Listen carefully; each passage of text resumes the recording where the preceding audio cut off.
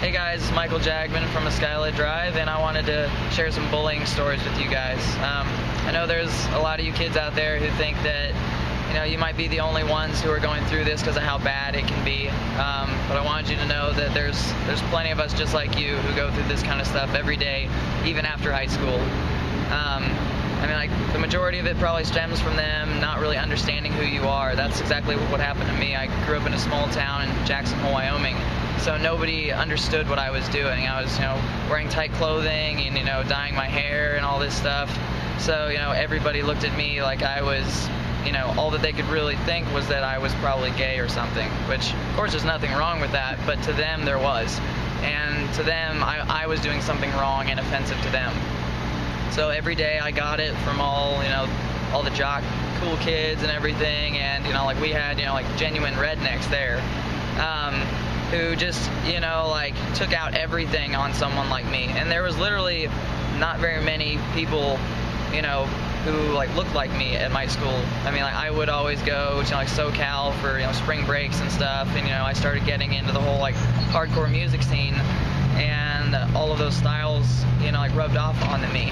So I would, of course, bring all that look back with me, and nobody would get it. So every single day I get terrorized simply for the way that I look, the music that I listen to. And just like I was saying, even once you get past high school, even being in the band that I'm in, doing what I do, I'll still get it every day at shows. Somebody who thinks that they've got something funny to say when it's actually hurtful. Every single day, practically I'll get something, whether I'm in a McDonald's, in a public restroom, there's somebody who's got to at least make kind of like a snicker, at you.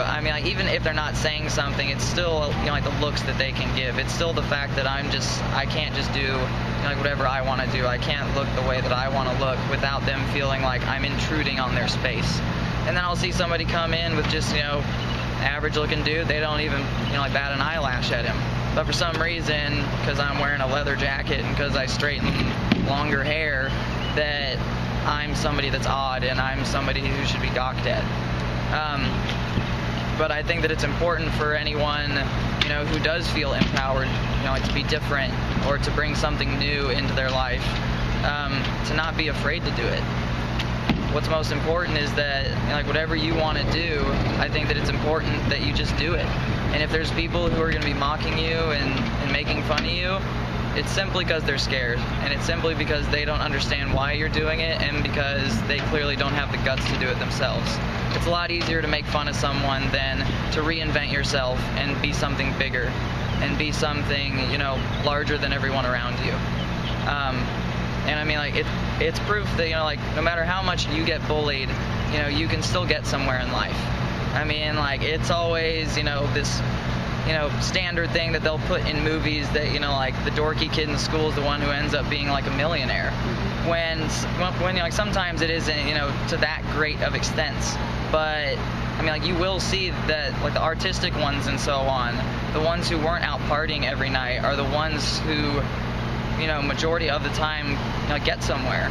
I'll look back at, some of my, high school, fellow classmates, and I'll see, what they're doing.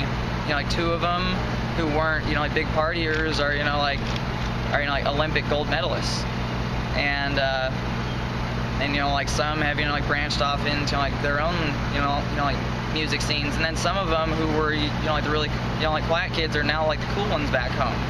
And it's just, the tables turn because the ones who wanted to, open their mind to, other things other than the one little thing that they understood are the ones that finally succeeded.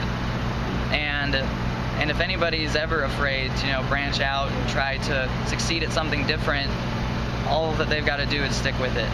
So, whatever hardship you're going through in high school or at work, you've got people picking on you, bullying you, I know that it's hard to brush aside. I'm 26 years old and I still get it. And it's never easy to brush aside when someone goes out of their way to try to make your day worse just to make theirs better. The only thing that you can do is say, you know what, I'm doing my best at being me, and I'm happy with me, and that's it.